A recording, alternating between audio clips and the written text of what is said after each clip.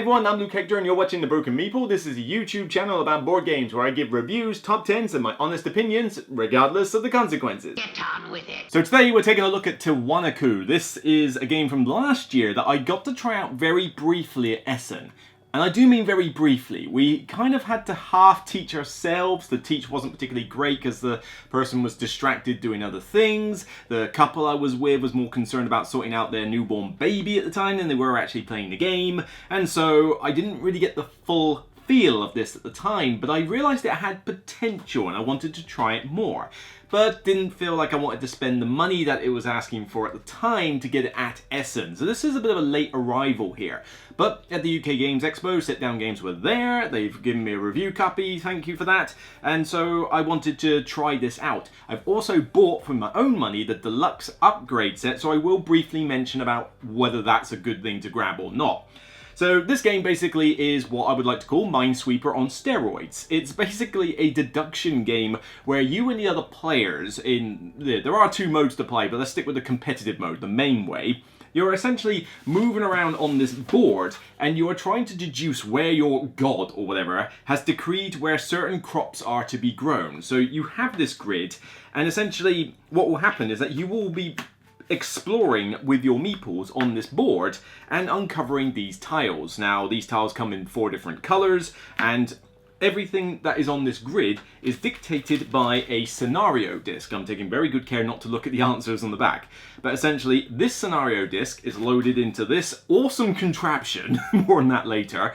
And essentially what will happen is whenever you move onto a spot that's empty, you will look at the icons around the side, you will tailor your disc to say, right, I need to look at snake, along with, there'll be a bit at the top, but you'll move the tab, open the thing, and it'll tell you, right, I need to put a desert tile in there. So desert goes in there, and you get points based on a diversity track, which is essentially if you explore different types of terrain, one after the other, you'll score more points than if you focus on one particular type. But that's only part of the story. Then you got to figure out where these various crop circles are, valued 1 to 5. And so the way that it's kind of like Minesweeper on steroids is that there are specific rules that tie into where things can go on the grid. Regions of coloured tiles can never be next to each other. So if there's a region of 5 tiles there, no other desert tile can be next to that region of 5. There's got to be something else in between.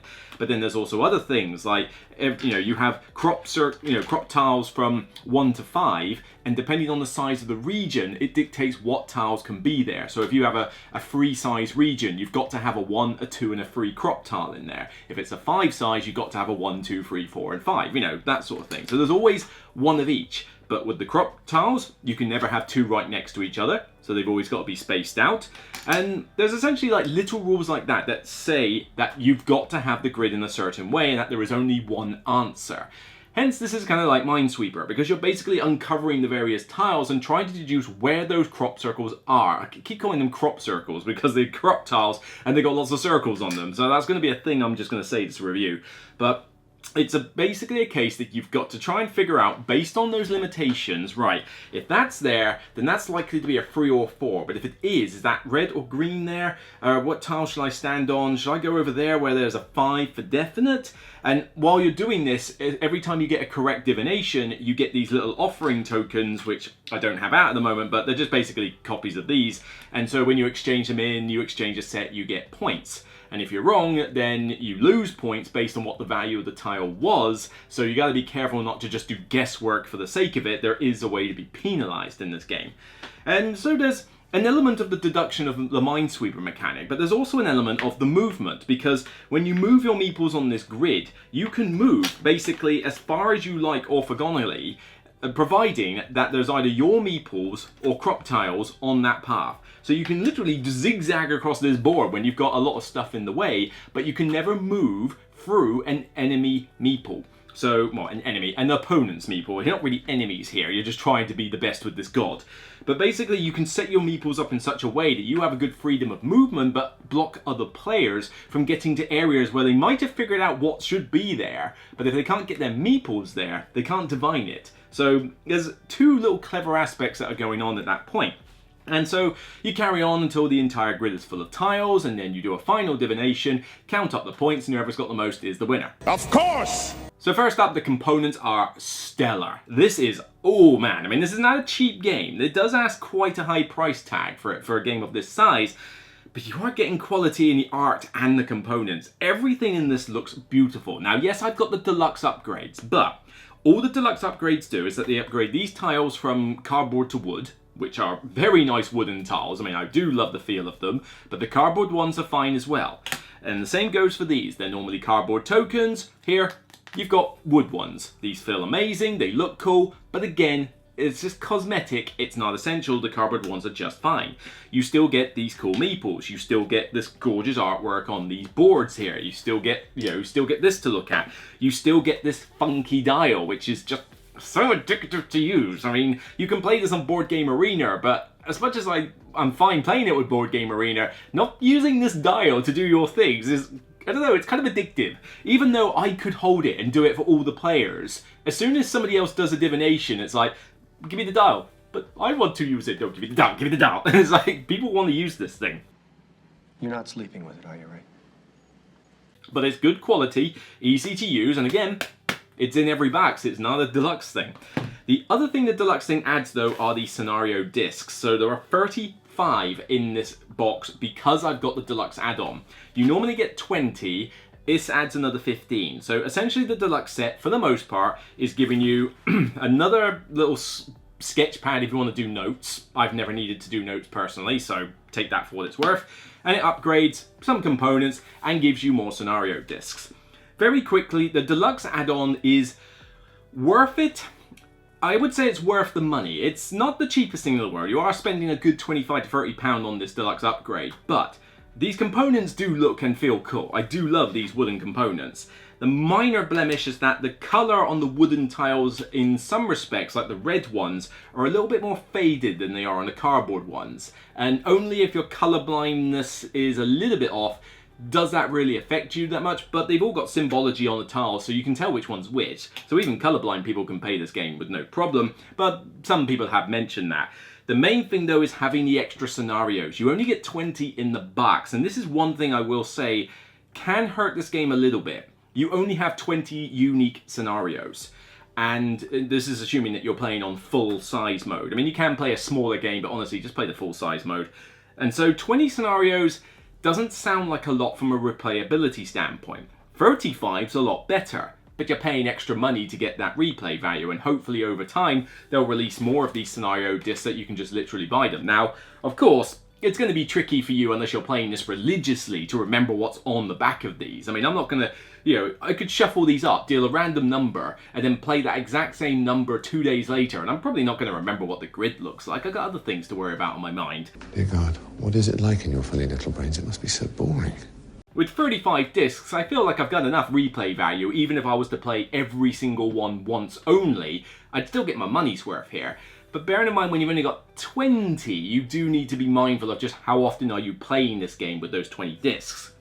Now, with those things aside, what's the gameplay like? Really good fun. I really do enjoy this deduction side of things, the Minesweeper game mechanic of trying to figure out what color tiles are where so you can get those diversity points I mentioned, but also trying to figure out where these various tiles are. And there's an incentive to go for the high ones because they're worth more points if you figure them out, because you get the points for the tile. So figuring out where 5 is gets you 5 points. That's pretty good.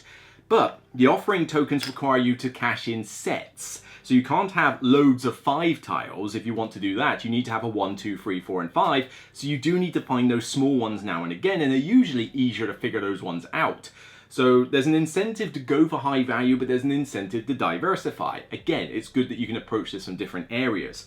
I like also the fact that the movement of the meeples is important on here, because having the idea that, right, well, you have to stop whenever you go to an empty space that hasn't got your meeple or a crop tile on it. Okay, well, if I put my guy there, I think that's a high tile, but I'm not entirely sure. But I know that if I go there, your meeple's trapped there. Your guys can't go around unless you go the slow way. And that, it just introduces a nice level of tactical play that makes having multiplayer, like other players there, more than just simply a race to figure stuff out. There's also the fact that you can block each other in. But as a multiplayer game, this works fine. I probably prefer to play it at 2 and solo, but 3 and 4 still work fine. 4 is going to be a longer affair. You do have less meeples to work with the more players you have, so it does scale, but there's going to be a little bit more chaos on the board. But with other players, they're figuring out stuff while you're figuring out stuff, which means that when they uncover bits and bobs, it might help you figure out bits that you were trying to find elsewhere. So there is a reason to have other players there. This is not entirely a solitaire game, which, oh my god, finally, something that doesn't feel multiplayer solitaire all the way through. This man is overgasped! Now you can play this in solo and cooperative mode. I've only played the cooperative mode once, I will say that, and I found it a little underwhelming. It plays pretty much like a competitive game does, except you have a screen with tiles that are dealt out to you rather than the board beforehand, and as you play through, you basically have to use tiles from behind your screen in order to facilitate your movement and that, so it becomes not just about the whole deduction aspect, it also becomes about micromanagement of those tiles. It's fine, but honestly I feel that this is just best played in competitive mode, and honestly the game is set up primarily for that mode. Cooperative is kind of like a variant at the end of the book in a sense, so you can ignore it, you can gloss over it, but if you enjoy it, great, it's more value out of your game. But the solo mode's actually pretty decent and really easy to pilot. Essentially what happens is that the scenario has a bunch of spaces where the meeples of the AI effectively go on the board in different spots, and every time you explore somewhere, whenever you flip the tile over, they have arrows on them for the solo mode, and so whenever you place it down, you orientate it to north effectively, so it's the right way up, and then that color meeple moves in that direction and carries on through various, a couple of little side rolls until it reaches an empty tile, it uncovers it and scores diversity points for it. But also, it has the chance of, it also finds out the crop tiles while they're at it. So it's scoring points while you're taking your time to figure stuff out. But as the solo mode goes through the game, you start uncovering bits of deduction that you hadn't already figured out because the AI's uncovered it, much like having another player. It's very easy to pilot. It still enables you to do this really cool puzzle with the whole Tiwanaku thing, but the only minor blemish on the solo mode is that you only have to beat the AI in points. Okay, good. I hate beat your own score. But the only other side blemish is that the solo mode is a little swingy in that depending on how their meeples move, they might uncover spots that are directly going to help you and uncover spots that aren't really going to do diddly squat for you. So there is a little bit of swinginess there, but it's a good way to play this game if you don't have other players present, and I will find myself playing this solo just as much as I will multiplayer. It scales well and makes for a very good two-player game, I find. Probably one of the best two-player games I've played in recent times for sort of bang for your buck and what is going on. So, Tiwanaku overall, for what is played in roughly about 60 to 90 minutes, AP is a potential problem in this because you are figuring out all this stuff and there could be people there going, if that's there, oh, it could be there, it could be there, Be wary. Don't play this with an AP prone person, it's going to be hell. But, get the right people in this game and it really is a blast. It feels like a breath of fresh air. Like, this is something different. Feels innovative. It's, no one's really tried this kind of thing before. I like deduction games in general. Things that are simple but cause me to think. Simple rules but with a lot of depth. It's produced spectacularly well. Despite asking for a bit of a high price, particularly if you do the upgraded components, it is still produced and developed nice. I mean, sit-down games really know how to make their stuff look good. Really excited for some of their future stuff they're doing based on this kind of artwork. It can be played solo, 60 to 90 minutes, it's not too long, it's just a really good, fun game. The replayability factor is a potential issue, as is the AP factor. But other than that, there's not a lot I can really fault about this game. I'm giving this one an excellent distinction rating 9 out of 10. If it had, if it was a little bit more speedy with more players, and maybe if there was just a tiny bit less swinginess with the solo and stuff, I mean, it could have almost reached a 10. This is a really excellent game. I enjoy it. I like bringing it out solo. I like bringing it out on Board Game Arena. I like bringing it out to show people. And people get into it and they're thinking, and it's a cool puzzle, but it doesn't feel crazy difficult or crazy involved or complex or anything. It's just giving you a simple deduction puzzle that requires you to switch your brain cells on and get into it. I really enjoy this one, and it's one that's just definitely a keeper for me. I can't wait to see more from sit-down games, frankly, because I haven't paid them much attention in the past, but recently they've been putting out some really cool-looking games, and some of their recent Kickstarters and announcements are like, wow, I didn't back those, but blimey, you know, that Redwood one looks pretty sweet. But yeah, I'm going to see where this goes, and I hope this one's good for you as well. So that's it for me on this episode of The Broken Meeple. If you like what you see, then please remember to thumb it up on YouTube, but also thumb it up on Board Game Geek when the video goes live on the Tiwanaku page. Don't forget to check out all the other reviews I've been doing, because there's been a hell of a lot of them lately, and hopefully they're enjoyable for you. And of course, let me know your comments below. Do you enjoy this game? Which mode do you prefer? Solo, competitive, cooperative, whatever your poison is. And of course, remember, as always, no matter how much you want to hog this dial and use it just for yourself, it's still only a game, so share it with other players, and bye for now.